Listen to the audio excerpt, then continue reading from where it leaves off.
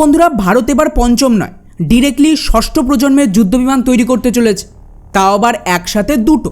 হ্যাঁ, ঠিকই বলছি। এই মুহূর্তে ভারত মোটামুটি দুটো 6th জেনারেশনের যুদ্ধবিমানকে নিয়ে খুবই গোপনে পরিকল্পনা করছিল, যার খবর বাইরে আসতে না আসতে রীতিমতো আতঙ্ক ছড়িয়েছে আমাদের প্রতিবেশী দেশগুলোতে।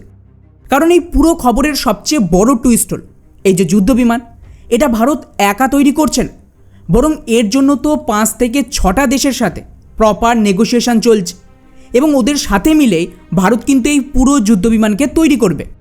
আর আপনাদের জানিয়ে রাখি, এটা কিন্তু কোনো মিডিয়ার মন গড়া গল্প না, বরং ডিরেক্টলি ভারত সরকার, স্পেসিফিক্যালি বললে আমাদের ডিফেন্স মিনিস্ট্রির তরফ থেকে অফিশিয়ালি এটা পাবলিক করা হয়েছে।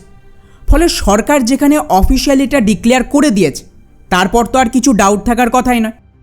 কিন্তু এবারে আপনাদের মাথায় প্রশ্ন তো আসবেই যে ভাই, ভারত যেখানে এখনও পর্যন্ত এমকাকেই রেডি করতে পারল না, সেখানে দাঁড়িয়ে 6th জেনারেশনের যুদ্ধবিমান তৈরি আদৌ কি সম্ভব, নাকি এটা শুধুই জুমলাবাজি? আর যদি এটা সত্যিও হয়, তাহলে এমকার কি হলো?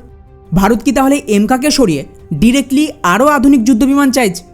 এবং এই পুরো প্রোগ্রামে ভারতের সাথে আর কোন 5টা দেশ মিলিতভাবে কাজ করবে, এবং এই সমস্ত যুদ্ধবিমান কতটা শক্তিশালী হবে, সবটাই জানবো আজকের এই ভিডিওতে। খুবই ইন্টারেস্টিং ভিডিও হবে, তো শেষ পর্যন্ত অবশ্যই দেখবেন।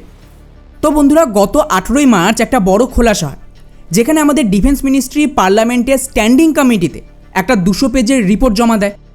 আর ওই রিপোর্টে একটা তথ্য ফাঁস হয়ে যায়, যেখানে ভারত একসাথে দুটো 6th জেনারেশনের যুদ্ধবিমান প্রোগ্রাম, FCS বা ফিউচার কমব্যাট এয়ার সিস্টেম, আর দ্বিতীয়টা GCAP মানে গ্লোবাল কমব্যাট এয়ার প্রোগ্রামে যোগ দেওয়ার কথা ভাবছে, যা কিন্তু পুরো খেলাকেই ঘুরিয়ে দিয়েছে।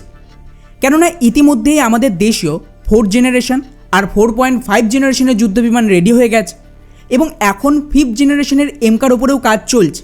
তা সত্ত্বেও যদি 6th জেনারেশনের যুদ্ধবিমান এখনই তৈরির কাজ শুরু হয়েছে, তাহলে তো কথাই নেই। ভারত না কেবল চীন, বরং আমেরিকাকে চ্যালেঞ্জ করার পজিশনে যেতে চাইছে। তবে বন্ধুরা, ভারত এখানে কিন্তু একটা বিরাট বড় মাস্টার স্ট্রোকও খেলেছে। নর্মালি এই ধরনের এত আধুনিক যুদ্ধবিমান, যা F-35-এর থেকেও এতটাই আধুনিক হবে, যেখানে লেজার হাতিয়ার থেকে শুরু করে স্পেশালি পাইলট ছাড়া বিমান চালানোর ক্ষমতা থাকবে, এবং এটা কিন্তু ভবিষ্যতে যুদ্ধের রূপই বদলে দেবে।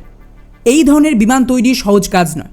এখানে যেমন টেকনোলজি লাগবে, তার সাথে প্রচুর ফান্ডিং, এবং সবচেয়ে গুরুত্বপূর্ণ সময় আর এক্সপিরিয়েন্স, এই দুটোই দরকার। ফলে স্বাভাবিকভাবেই ভারত এটাকে মাথায় রেখে এখন পুরোপুরি নিজের দমে এই যুদ্ধবিমান তৈরির বদলে 5 থেকে 6টা দেশের সাথে হাত মিলে এই কাজটা করতে চাইছে। কেননা যেমনটা আমি বললাম, এখানে ভারত দুটো ফাইটার জেট প্রোগ্রামে যোগ দেওয়ার কথা বলছে, যার মধ্যে প্রথমেই রয়েছে FCS বা ফিউচার কমব্যাট এয়ার সিস্টেম, যেটা কিন্তু ইউরোপের 3টে দেশ মানে ফ্রান্স, জার্মানি আর স্পেন মিলিতভাবে তৈরি করছে।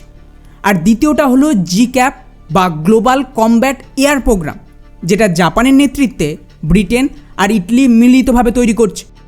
ফলে ভারতের প্ল্যান হলো এই দুটোর মধ্যে কোনো একটাতে যোগ দেওয়া। তাই ইতিমধ্যেই ভারত সরকার এই সমস্ত দেশের সাথে নেগোসিয়েশন চালাচ্ছে।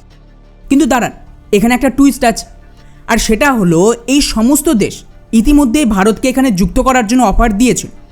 মুশকিল এক জায়গায়, এরা প্রত্যেকেই ভারতকে অ্যাজ এ কাস্টমার দেখছে, আর ওদের প্ল্যান ছিল বেসিক্যালি ভারত ওদেরকে ফান্ডিং করবে, এবং তারপরে যুদ্ধবিমান রেডি হলে হয়তো প্রোডাকশন ভারতে হতো, কিন্তু আমরা কোনো টেকনোলজিও পেতাম না, আর না IP রাইটস আসতো।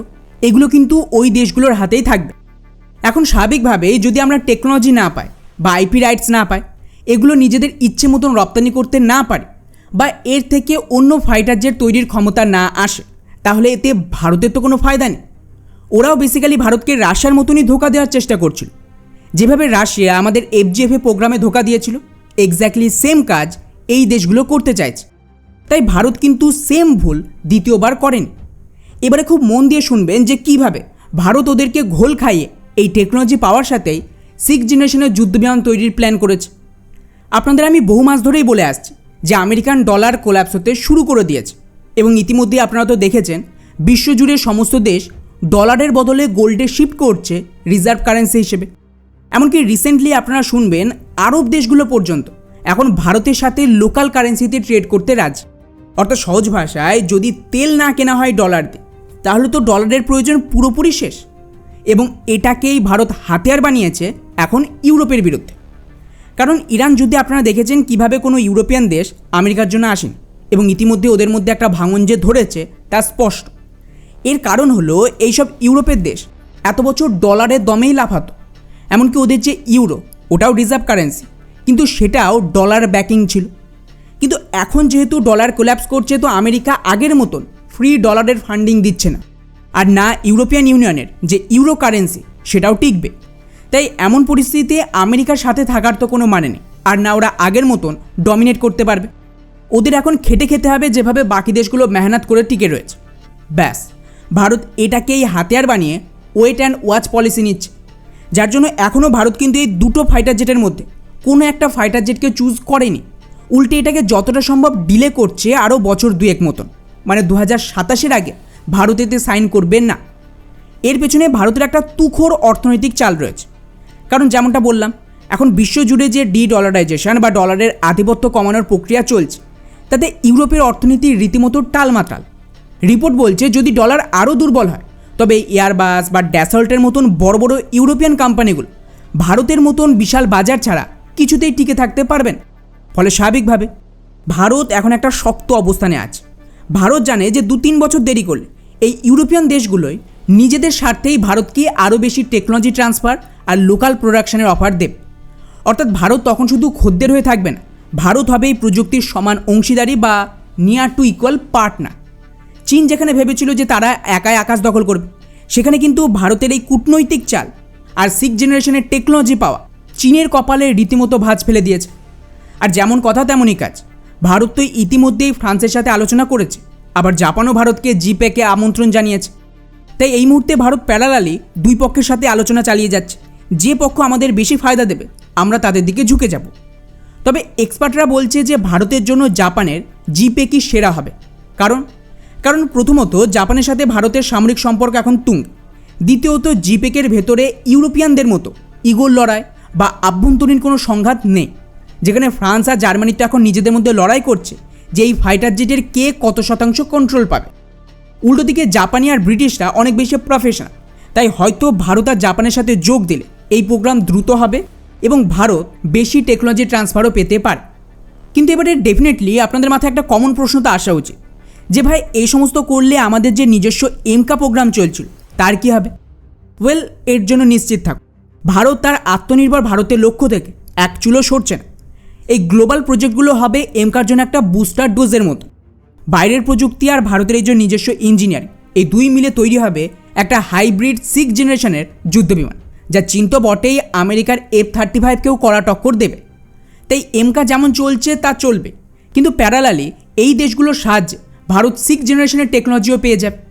এতে সুবিধা হলো এমকার এক্সপিরিয়েন্স আর ইনফ্রাস্ট্রাকচার এবং ইউরোপ আর জাপানের টেকনোলজি সব মিলিয়ে ভবিষ্যতে যে সমস্ত যুদ্ধবিমান তৈরি হবে তার জন্য আমাদের আর বাইরের সাহায্য লাগবে না এবং পুরোপুরি ভারত আত্মনির্ভরশীল হয়ে যাবে যে কোনো যুদ্ধবিমান তৈরিতে।